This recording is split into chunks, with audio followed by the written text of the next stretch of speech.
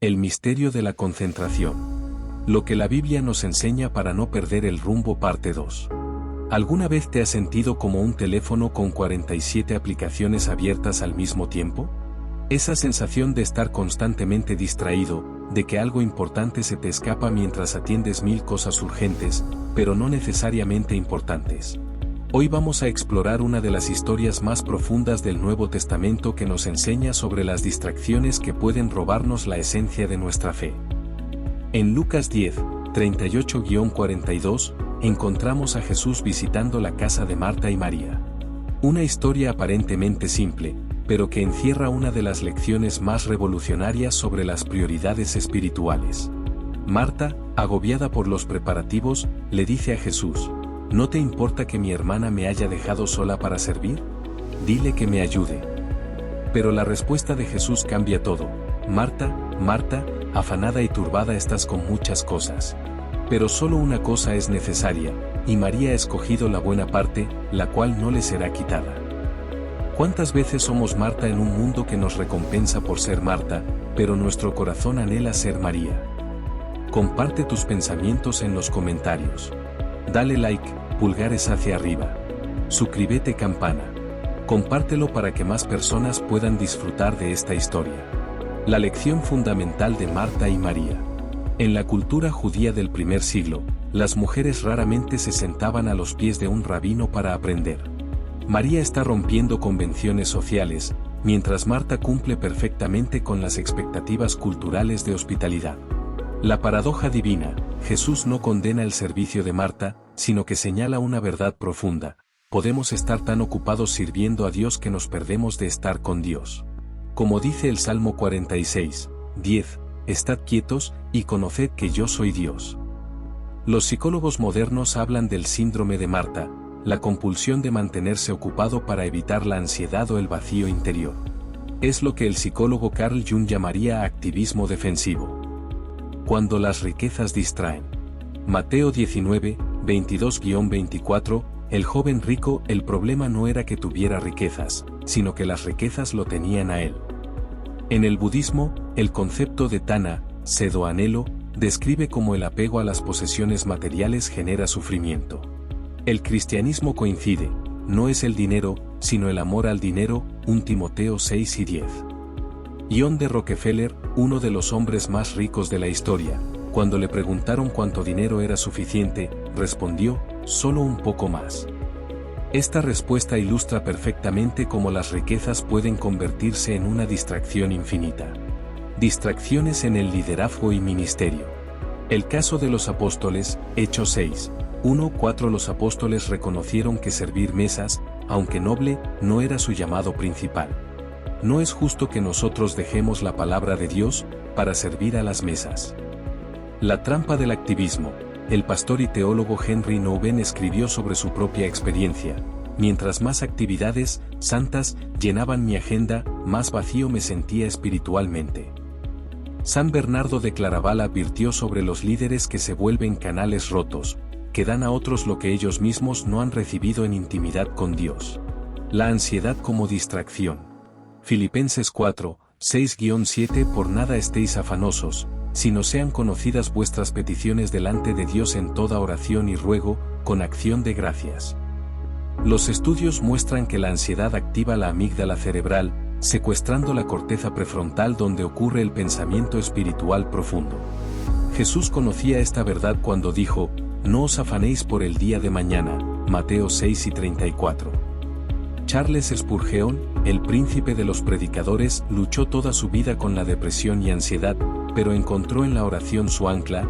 La ansiedad no vacía el mañana de sus penas, sino que vacía el hoy de su fuerza. Distracciones intelectuales. El peligro del conocimiento sin amor, 1 Corintios 8, 1. El conocimiento envanece, pero el amor edifica. Comparación con el gnosticismo. Los gnósticos creían que la salvación venía por conocimiento secreto. Pablo combate esta idea mostrando que el conocimiento sin amor se convierte en arrogancia espiritual. Caso moderno. Los debates teológicos en redes sociales ejemplifican perfectamente esta distracción.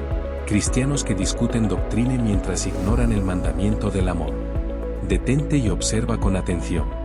Este vídeo no es solo lo que parece a primera vista. Con cada nueva mirada, descubrirás matices antes invisibles.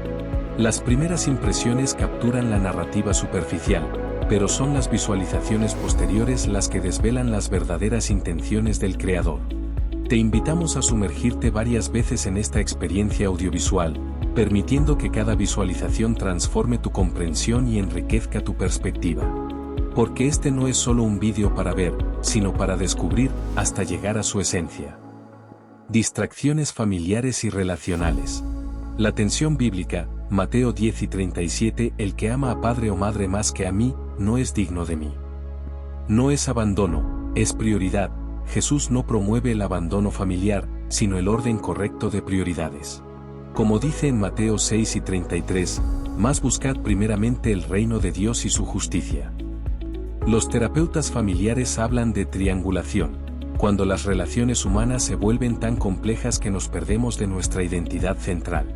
Las triangulaciones familiares ocurren cuando, en lugar de resolver un conflicto directamente entre dos personas, por ejemplo, madre e hijo, se involucra a un tercero para aliviar la tensión. Este tercero puede ser un hermano, otro padre o incluso una actividad o idea que sirva de puente o escape.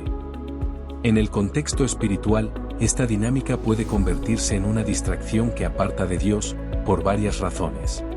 Desplaza la atención del conflicto interior. Al centrarse en el tercero o en la dinámica de la triangulación, se evita el crecimiento personal, la autocrítica y la búsqueda de reconciliación genuina. Eso desvía el enfoque de Dios como fuente de sanación y verdad. Reemplaza a Dios con roles emocionales.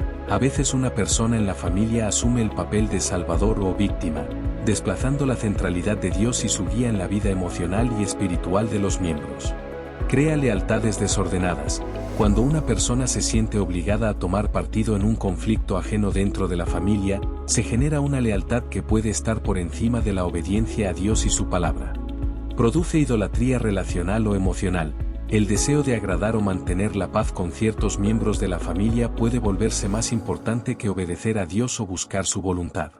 En resumen, las triangulaciones familiares, cuando no se abordan con madurez y verdad, pueden convertirse en estructuras emocionales que distraen del crecimiento espiritual, bloquean la sanidad interior y sustituyen la dependencia de Dios por dinámicas humanas disfuncionales. 7. La distracción del éxito.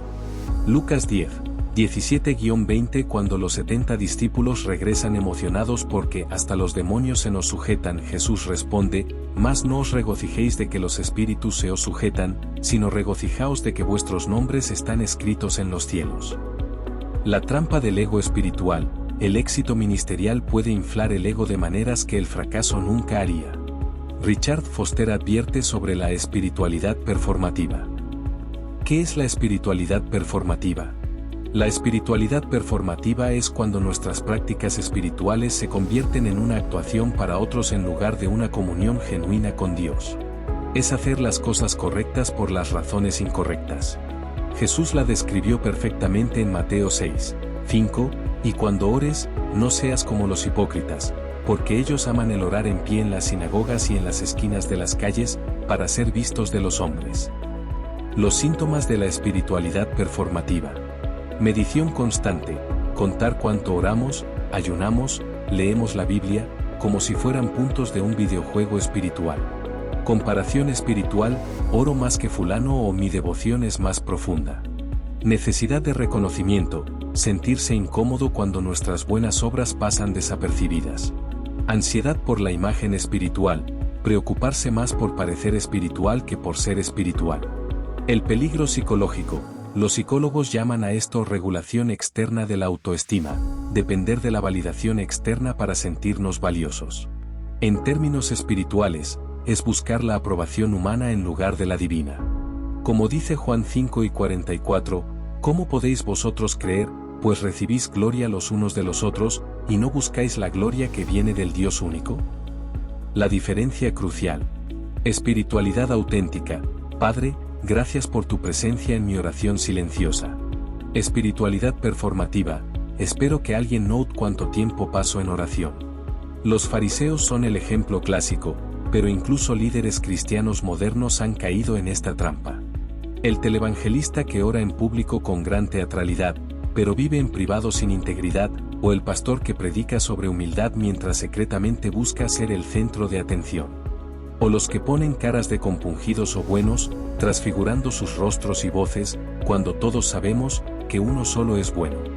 La solución bíblica, Mateo 6, 3-4, mas cuando tú des limosna, no sepa tu izquierda lo que hace tu derecha, para que sea tu limosna en secreto, y tu Padre que ve en lo secreto te recompensará en público. La clave está en cultivar una vida espiritual secreta más rica que nuestra vida espiritual pública. 8. Distracciones del pasado. Filipenses 3, 13-14, olvidando ciertamente lo que queda atrás, y extendiéndome a lo que está delante. El apóstol Pablo está hablando de su vida espiritual y su deseo de conocer más a Cristo.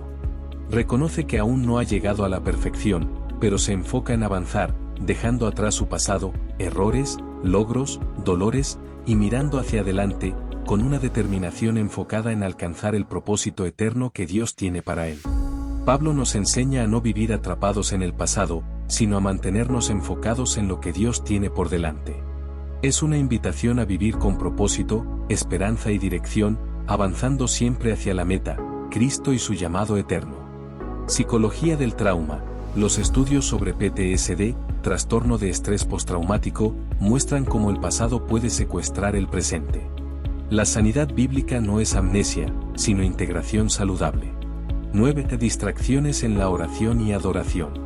La mente dispersa, Mateo 6, 5-8 y cuando ores, no seas como los hipócritas, no uséis vanas repeticiones. Tradición contemplativa. Los padres del desierto desarrollaron prácticas como la oración de Jesús para combatir las distracciones mentales durante la oración. La oración de Jesús, una herramienta antigua para distracciones modernas. La oración de Jesús es una práctica que se remonta al siglo V en los monasterios del desierto. La oración tradicional es simple pero profunda. Señor Jesucristo, Hijo de Dios, ten misericordia de mí, pecador. Basada en la oración del publicano en Lucas 6 y 13, Dios, sé propicio a mí, pecador. ¿Por qué funciona contra las distracciones? Simplicidad, no requiere elaboraciones teológicas complejas que distraigan la mente. Repetición rítmica, se sincroniza con la respiración, calmando el sistema nervioso. Enfoque cristocéntrico, mantiene a Cristo en el centro, no nuestras preocupaciones. Humildad integrada, reconoce nuestra necesidad constante de gracia. Los monjes del Monte Athos desarrollaron la tradición de repetir esta oración hasta 3,000 veces al día, buscando que se volviera tan natural como respirar. San Juan Clímaco, siglo VII, escribió, que el recuerdo de Jesús se una a tu respiración, y entonces conocerás el beneficio del silencio. Variaciones bíblicas. Jesús, ten misericordia, basada en Marcos 10 y 47, el ciego Bartimeo. Abba, Padre, Romanos 8 y 15, Gálatas 4, 6, Abba es una palabra aramea que significa papá o padre querido. Es una forma íntima, afectuosa y confiada de dirigirse al Padre, como lo haría un niño pequeño. Padre, griego, pater, es la traducción formal en griego. Cuando se dice Abba, Padre, se está uniendo el afecto íntimo con el reconocimiento reverente de Dios como Padre. Habéis recibido el espíritu de adopción, por el cual clamamos, Abba, Padre. Romanos 8 y 15. Y por cuanto sois hijos, Dios envió a vuestros corazones el espíritu de su Hijo, el cual clama, Abba, Padre. Gálatas 4, 6. Maranata, es una palabra de origen arameo que significa el Señor viene o ven, Señor Jesús, 1 Corintios 4 y 22, Apocalipsis 10 y 20. Diferencia con la vana repetición. Jesús condenó las vanas repeticiones, Mateo 6, 7, el balbuceo sin corazón. La oración de Jesús no es repetición mecánica, sino cultivar una actitud continua de dependencia.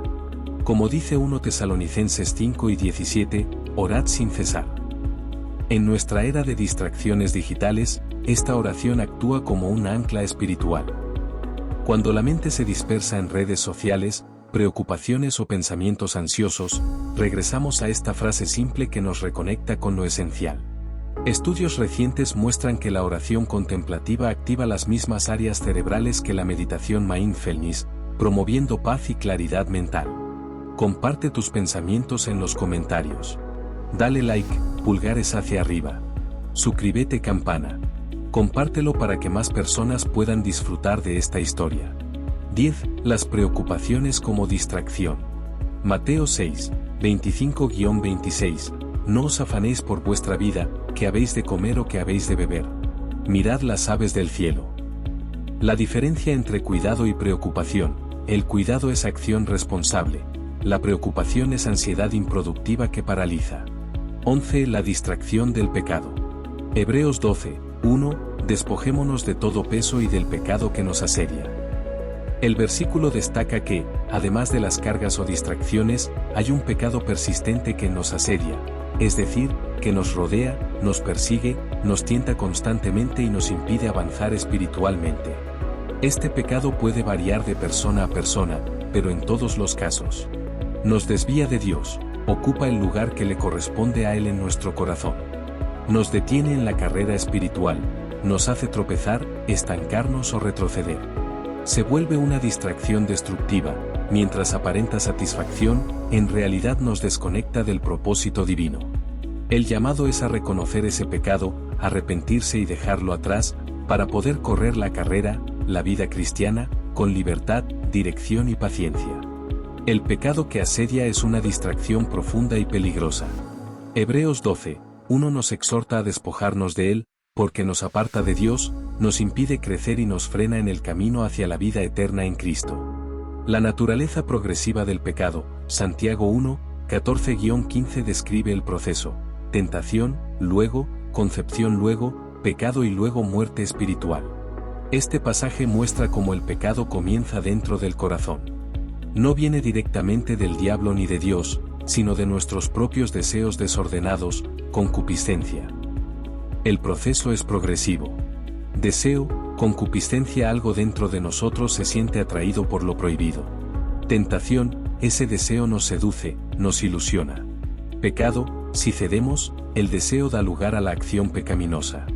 Muerte, el pecado, si no se detiene, termina en separación de Dios y destrucción espiritual. Santiago 1, 14-15 nos advierte que el pecado empieza con deseos mal dirigidos.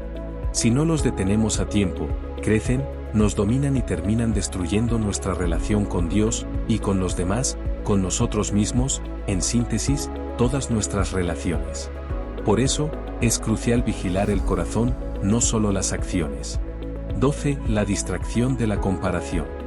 Juan 21, 20-22. Cuando Pedro pregunta sobre Juan, Jesús responde: ¿qué a ti? Sígueme tú. El contexto de la pregunta: esta escena ocurre después de la resurrección, junto al mar de Tiberíades. Jesús acaba de restaurar a Pedro después de sus negaciones y le ha profetizado sobre su futuro martirio: cuando seas viejo, extenderás tus manos, y te ceñirá otro, y te llevará a donde no quieras. Versículo 18. Pedro, quizás incómodo con esta revelación, voltea a ver a Juan, el discípulo a quien amaba Jesús, y pregunta: Señor, ¿y qué de este? La respuesta revolucionaria: Jesús no satisface la curiosidad de Pedro. En lugar de revelar el destino de Juan, le dice: si quiero que él quede hasta que yo venga, ¿qué a ti? Sígueme tú. Es una redirección poderosa. Pedro debe enfocarse en su propio llamado, no en el de otros. La lección atemporal: esta respuesta de Jesús revela una verdad profunda sobre la distracción de la comparación. Pedro acababa de recibir una comisión directa del Señor resucitado: apacienta mis ovejas, pero inmediatamente se distrae comparando su destino con el de otro discípulo. Jesús esencialmente le dice: tu relación conmigo y tu llamado son únicos. No te distraigas con lo que hago en la vida de otros. Redes sociales y comparación. Los estudios muestran que las redes sociales aumentan la depresión precisamente por la comparación constante. La Biblia anticipó esta verdad psicológica.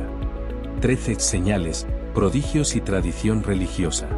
Mateo 12, 38-39, la generación mala y adúltera demanda señal. El contexto de la demanda: los fariseos y escribas acababan de presenciar a Jesús sanando a un endemoniado ciego y mudo, pero en lugar de reconocer la obra evidente de Dios, le piden una señal del cielo. Querían un espectáculo más grande, más impresionante. Jesús les responde que la generación mala y adúltera demanda señal, pero señal no le será dada, sino la señal del profeta Jonás, refiriéndose a su muerte y resurrección. La trampa de buscar señales. Esta demanda revela un corazón que no quiere creer, sino ser entretenido.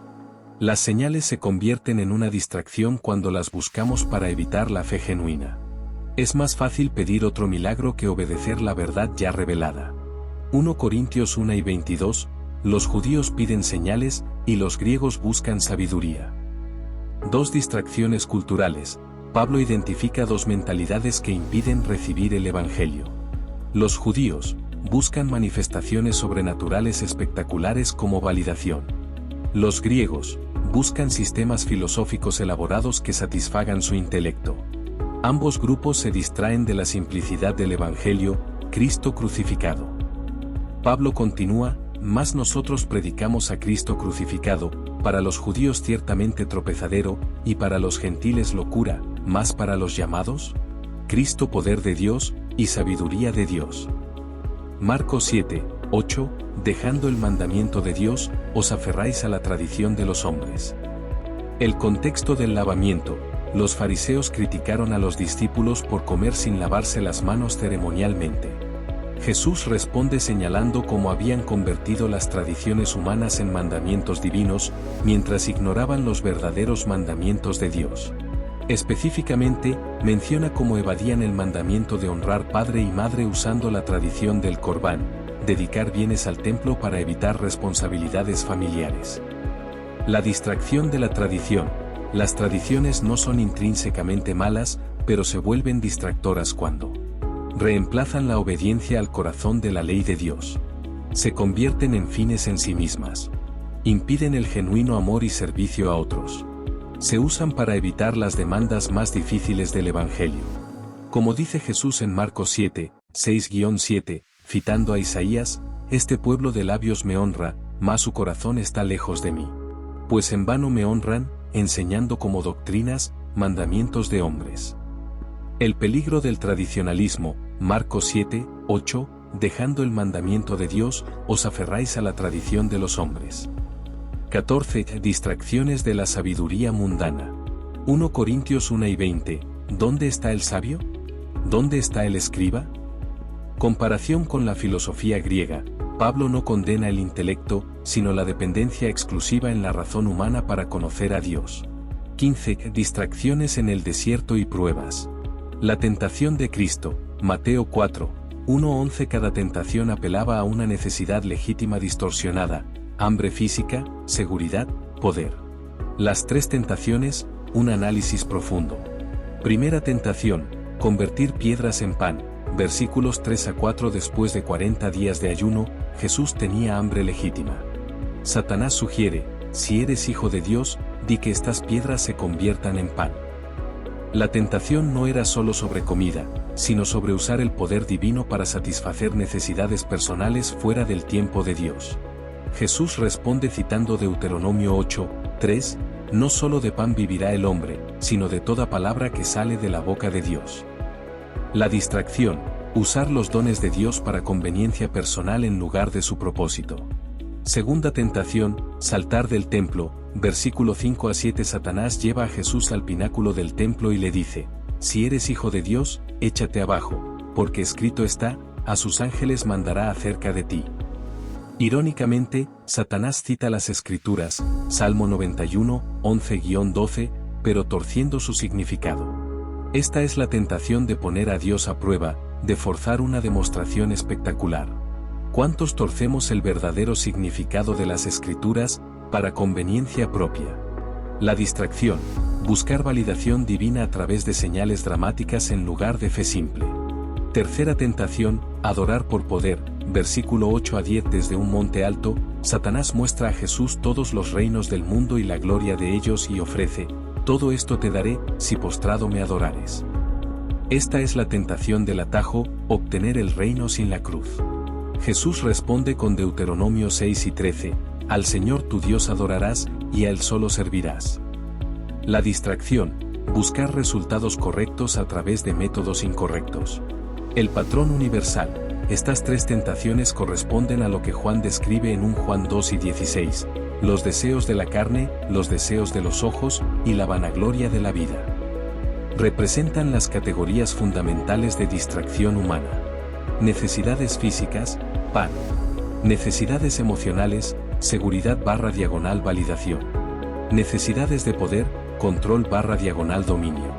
La estrategia de resistencia. Jesús no argumenta con Satanás ni entra en debates teológicos. Simplemente cita la escritura apropiada para cada situación. Su arma contra la distracción es la palabra de Dios aplicada correctamente. Job y las explicaciones. Los amigos de Job se distraen tratando de explicar su sufrimiento en lugar de acompañarlo en él. Detente y observa con atención. Este video no es solo lo que parece a primera vista.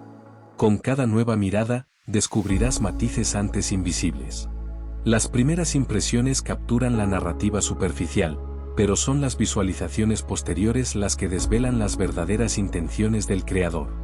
Te invitamos a sumergirte varias veces en esta experiencia audiovisual, permitiendo que cada visualización transforme tu comprensión y enriquezca tu perspectiva. Porque este no es solo un vídeo para ver, sino para descubrir, hasta llegar a su esencia. Comparte tus pensamientos en los comentarios. Dale like, pulgares hacia arriba. Suscríbete, campana. Compártelo para que más personas puedan disfrutar de esta historia. Continuamos en la parte 3. Oración de cierre. Señor, en un mundo lleno de distracciones, enséñanos a reconocer tu voz por encima del ruido. Ayúdanos a elegir la buena parte que no nos será quitada. Amén.